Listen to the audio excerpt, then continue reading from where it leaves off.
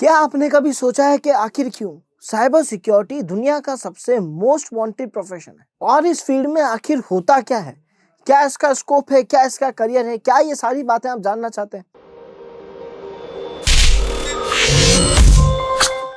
So I Ashish Kumar, welcome you all to WS Cube Tech, जहां पे मैं आप सभी के लिए वीडियो लेके आ गया हूं all about cyber security and career in 2022। सो आज हम यहाँ पे साइबर सिक्योरिटी के बारे में कंप्लीट डिटेल्स के साथ साथ उसमें हमारा क्या स्कोप है, क्या करियर है 2022 के हिसाब से लेटेस्ट अपडेट जो है वो मैं आप सभी के साथ लेके आ गया हूँ। तो एंजॉय करें इस वीडियो को और समझते हैं साइबर सिक्योरिटी के बारे में सब कुछ। तो यहाँ पे हम टोटल 5 चीजें सीखने वाले हैं। वो 5 चीजें हैं क्या बेसिकली? सबसे पहले हम देखेंगे what is cyber security, cyber security है क्या।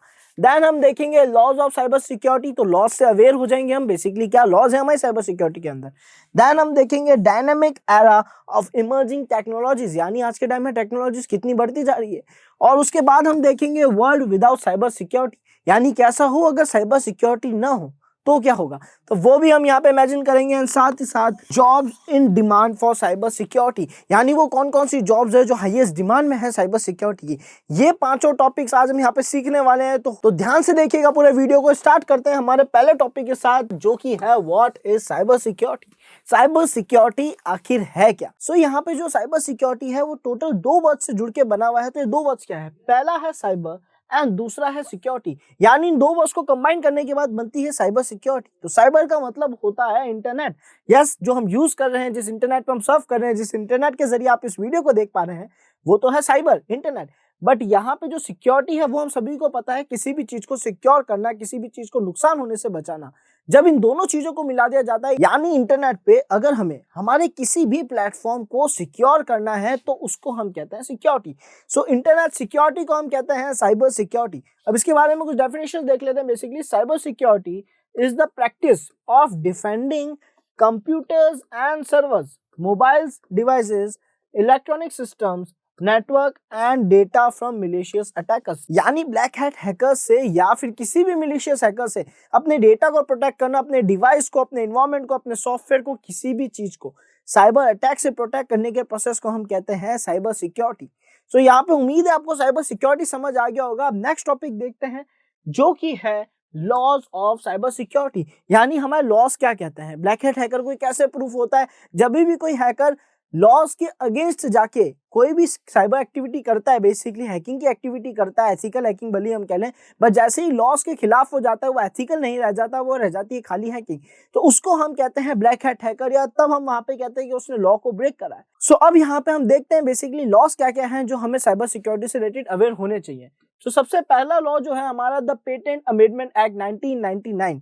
सो यहाँ पे द पेटेंट अमेंडमेंट एक्ट के अंदर जो बातें लिखी हुई है, जितने भी रूल्स रेगुलेशंस है, उन्हें हमें फॉलो करना है। दूसरा है ट्रेडमार्क्स एक्ट 1999 एंड उसके बाद हमारे पास द कॉपीराइट एक्ट 1957। ये जो एक्ट्स है ये बताते हैं कि आप किसी का डेटा नहीं चुरा सकते। जैसे कॉपीराइट है तो बता रहा है आप किसी का डेटा सेम यूज नहीं कर सकते।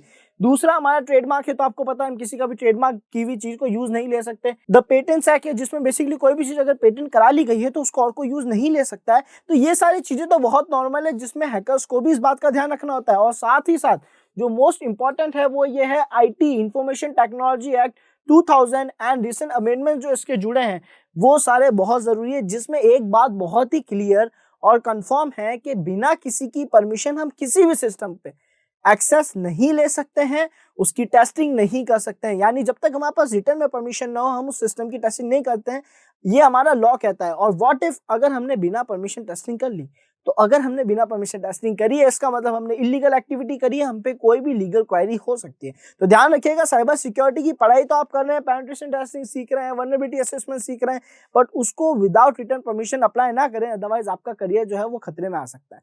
नेक्स्ट देखते हैं यहाँ पे नेक्स्ट पॉइंट क्या है, dynamic era of emerging technologies. अब ये बहुत ही अच्छा टॉपिक है। अगर देखें आप आज के टाइम में, तो टेक्नोलॉजीज जिस हिसाब से बढ़ती जा रही है, या फिर जितनी शानदार टेक्नोलॉजीज आ रही है, वो अपने साथ वल्नरेबिलिटीज भी उतनी ला रही है।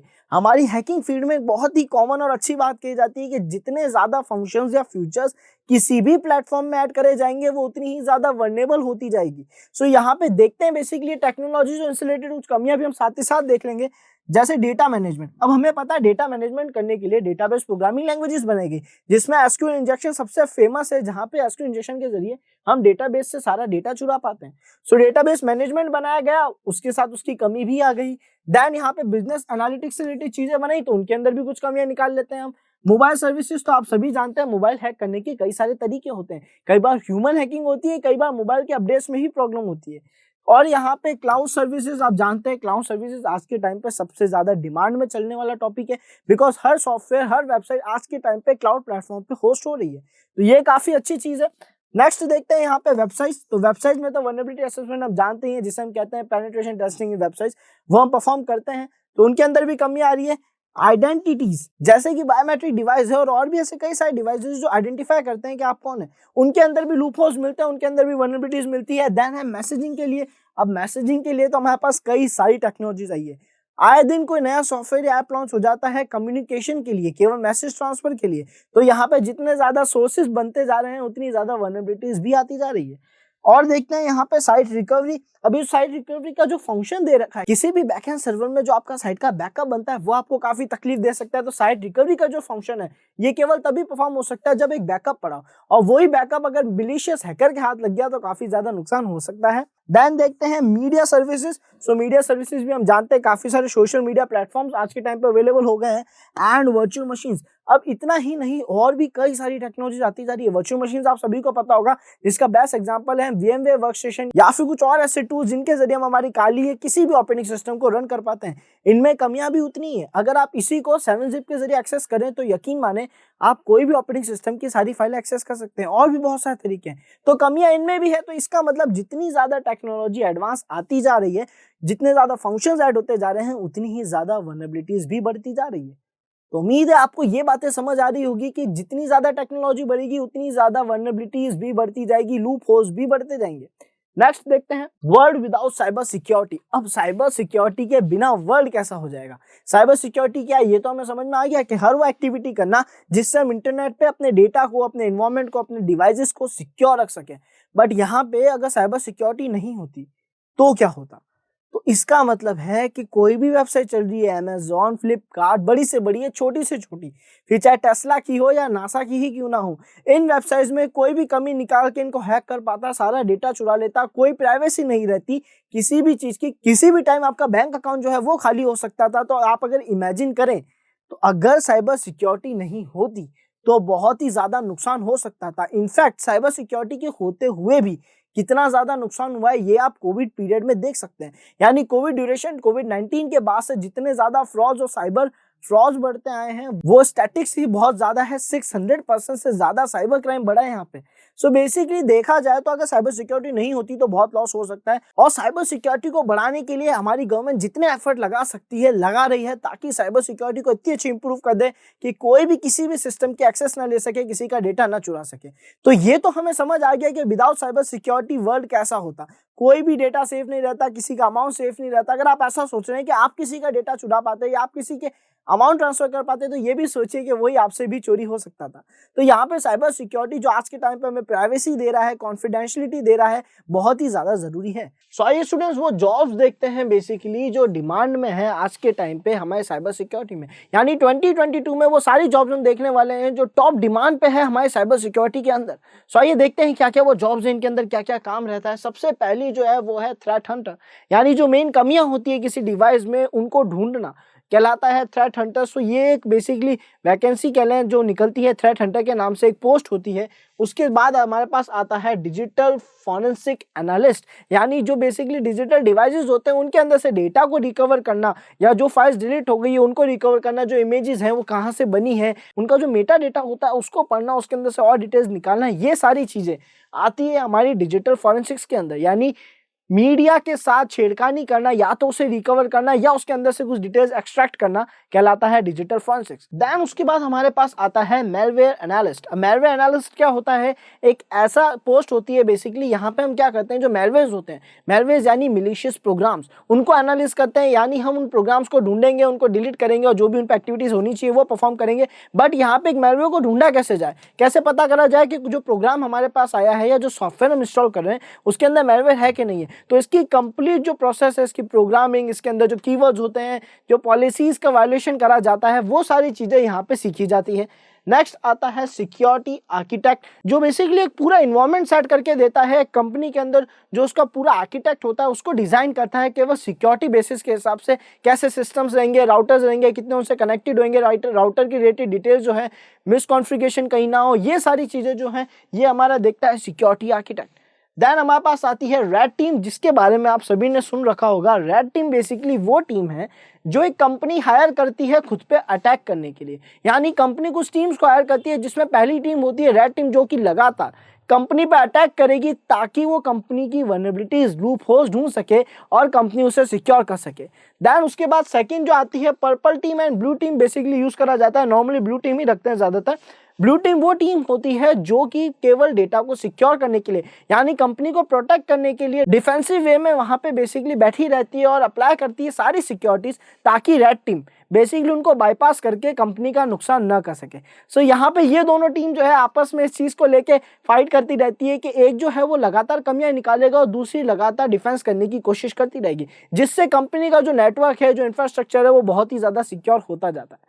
साथ ही साथ जो पर्पल टीम है वो बेसिकली वो टीम होती है जो दोनों ही तरीके से इस प्रोसेस को कर सकती है, चाहे तो डिफेंसिव चाहे तो ऑफेंसिव, और साथ ही साथ ये ज्यादा रूल्स को फॉलो नहीं करते हैं। देन हमारे पास है इंसिडेंट रिस्पांस टीम मेंबर्स, यानी कोई भी अगर एक्टिविटी हो जाती है, जैसे कोई मिलिशियस अटैक हो गया है, तो उस इंसिडेंट के बारे में डिटेल्स निकालना, लॉग्स पढ़ना, उसके अंदर से जितनी इंफॉर्मेशन एक्सट्रैक्ट कर सकते हैं वो जो है ये टीम देखती है। देन नेक्स्ट देखते हैं वल्नरेबिलिटीज रिसर्चर्स। अब आप सभी को पता है वल्नरेबिलिटीज का मतलब होता है किसी भी जगह के लूपहोल्स। तो जब उन लूपहोल्स को निकालने का काम कोई सीखता है कि किस तरीके से इन वल्नरेबिलिटीज को निकालना है, उसको हम कहते हैं वल्नरेबिलिटी रिसर्चर। उसके बारे में रिसर्च करता है कहाँ कहाँ कमियां हो सकती है, कौन से अपडेट्स में हो सकती है, कौन सी मिसकॉन्फ़िगरेशंस की कमियां हैं, और हर तरीके के लूपहोल्स ये लोग निकालते हैं। देन हमारे पास जो नेक्स्ट पोस्ट आती है वो है application penetration tester, pen tester basically. So application pen tester क्या होता है, जो एप्लीकेशंस पे, एंड्रॉयड एप्लीकेशन हो या कोई भी सॉफ्टवेयर जो है उसके अंदर पेनिट्रेशन टेस्टिंग परफॉर्म कर रहा है, उसके अंदर सारी कमियां निकाल रहा है, उन कमियों से क्या नुकसान हो सकता है वो भी देख रहा है, और रिपोर्ट सबमिट करके उनको सिक्योर भी करा रहा है। तो ये एक और वैकेंसी है जो काफी ज्यादा फेमस है, आप लोगों को काफी पसंद होगी। देन है हमारे पास ISC/OT सिक्योरिटी कंसल्टेंट्स। ये बेसिकली जो सिक्योरिटी कंसल्टेंट्स होते हैं ये क्या करेंगे, ये आपको कंसल्ट करेंगे। आपको कोई प्रॉब्लम आ रही है, नॉर्मली आपने देखा होगा अगर आप किसी भी साइबर सिक्योरिटी की कंपनी में कॉल करते हैं और आपको कोई असिस्टेंस चाहिए, आपको कुछ डिटेल्स चाहिए, आपको कुछ नॉलेज चाहिए कि आप क्या आगे स्टेप कर सकते हैं अगर आपके साथ कोई फ्रॉड हो गया, तो वहाँ पे ये लोग आपकी काफ़ी हेल्प करते हैं। सो ये कंसल्टेंट होते हैं, ये आपको कंसल्ट करके बताएंगे कि क्या चीज़ कैसे परफॉर्म करी जानी चाहिए ताकि आप सेफ रह सकें। सो नेक्स्ट आता है हमारे पास DevSecOps इंजीनियर्स, यानी डेवलपमेंट सिक्योरिटी इंजीनियर्स, जो कि ध्यान रखते हैं कि जब एक डेवलपर एक एप्लीकेशन को डेवलप कर रहा है तो उस दौरान उसके अंदर कोई भी कमियां हैं, कोई भी वल्नरेबिलिटीज हैं उसके फाइनल प्रोडक्ट बनने से पहले, तो वो उस कमियों को निकाल के उसे सिक्योर करते हैं। तो वो होते हैं हमारे DevOps इंजीनियर्स। एंड यहाँ पे नेक्स्ट हमारे पास आता है OSINT इन्वेस्टिगेशंस, जो basically open source intelligence gathering, यानी किसी की भी इंफॉर्मेशन कितनी डीप निकाल सकते हैं। ये केवल इंफॉर्मेशन गैदरिंग से किसी के बारे में हमें सब कुछ बता सकते हैं, टारगेट के बारे में, क्रिमिनल के बारे में काफी डिटेल्स दे सकते हैं। तो वो होते हैं OSINT इन्वेस्टिगेटर्स, जो इन्वेस्टिगेट करते हैं किसी के भी बारे में, इंफॉर्मेशन गैदर करते हैं। नेक्स्ट हमारे पास है SOC एनालिस्ट, जिसका मतलब है सिक्योरिटी ऑपरेशन सेंटर्स। बेसिकली क्या करते हैं, कंपनी इंफ्रास्ट्रक्चर का ध्यान रखते हैं कि कोई भी थ्रेट जो है वो वहां पे परफॉर्म ना करा जाए, कोई मिलिशियस प्रोग्राम ना पहुंच सके, यानी कंपनी की कंप्लीट सिक्योरिटी पे नजर रखने वाले जो एनालिस्ट होते हैं उनको हम कहते हैं SOC एनालिस्ट, जिसका मतलब है सिक्योरिटी ऑपरेशन सेंटर्स। एंड यहाँ पे नेक्स्ट हमारे पास आता है साइबर सिक्योरिटी एनालिस्ट, जो बेसिकली हम ज्यादातर परफॉर्म करते हैं, यानी वेबसाइट्स पे कमियां निकालना, उनको रिपोर्ट करना, उनको सिक्योर करना, यानी पूरे वेब प्लेटफॉर्म पे जितनी भी टेक्नोलॉजीज हैं, जितने भी इन्वायरमेंट्स हैं, उनके अंदर कमियां निकाल के उसको सिक्योर करने के प्रोसेस को हम कहते हैं साइबर सिक्योरिटी एनालिस्ट। एंड उसके बाद हमारे पास आता है क्लाउड सिक्योरिटी एनालिस्ट, जो कि आज के टाइम पे ज्यादा डिमांडेड होता जा रहा है, बिकॉज क्लाउड जैसे जैसे बढ़ता जा रहा है तो उसकी सिक्योरिटी प्रोवाइड करना, उसमें वल्नरेबिलिटी असेसमेंट परफॉर्म करना, पेनिट्रेशन टेस्टिंग परफॉर्म करना उतना ही जरूरी होता जा रहा है। सो यहाँ पे ये वो सारी टॉप डिमांडेड वैकेंसीज है, जॉब्स हैं, जो बेसिकली एक साइबर सिक्योरिटी एक्सपर्ट ज्वाइन कर सकता है और अपने करियर को बहुत ही अच्छी ऊंचाइयों पे ले जा सकता है। साथ ही साथ स्कोप में एक दो बातें और मैं आप सभी को बताना चाहूंगा।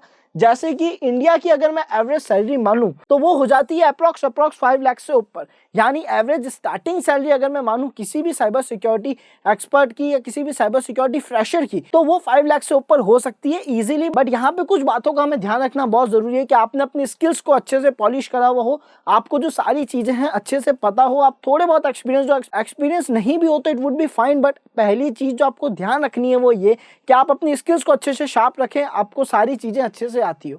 अगर आपने अपना आपको अच्छे से तैयार नहीं कर रखा है देन ये पैकेज भी मिलना मुश्किल हो सकता है। बट अगर आप इस फील्ड में अच्छे से मेहनत कर रहे हैं तो डेफिनेटली ये एक बहुत ही छोटा अमाउंट है, आपको बहुत अच्छे पैकेजेस ऑफर हो सकते हैं। सो जरूरी बस अब यही रह गया है कि पैकेजेस तो आपको बहुत अच्छे मिल सकते हैं, जरूरत है तो केवल हार्डवर्क। सो आप हार्डवर्क करें, सही डायरेक्शन में करें तो डेफिनेटली आप बहुत अच्छे पैकेजेस अर्न कर सकते हैं। और रही बात क्राइम की, तो आप देख सकते हैं बहुत ही ज्यादा क्राइम तो बढ़ ही रहा है। 600% जो कोविड ड्यूरेशन में क्राइम बढ़ा था वो कम नहीं हो, इनफैक्ट वो और बढ़ता जा रहा है। तो क्राइम तो बढ़ता जा रहा है, साइबर क्राइम तो बढ़ता जा रहा है, साइबर सिक्योरिटी स्पेशलिस्ट या एक्सपर्ट्स की बहुत ज्यादा जरूरत है। सो उम्मीद है स्टूडेंट्स आज का जो हमारा वीडियो था आप सभी को पसंद आया होगा, जहां पे हमने साइबर सिक्योरिटी के बारे में सब कुछ देखा। 2022 में जो डिमांड है साइबर सिक्योरिटी की बहुत ज्यादा बढ़ गई है, बिकॉज क्राइम भी बहुत ज्यादा बढ़ गया है। तो अब यहाँ पे हमें जरूरत है केवल अपनी स्किल्स को पॉलिश करने की।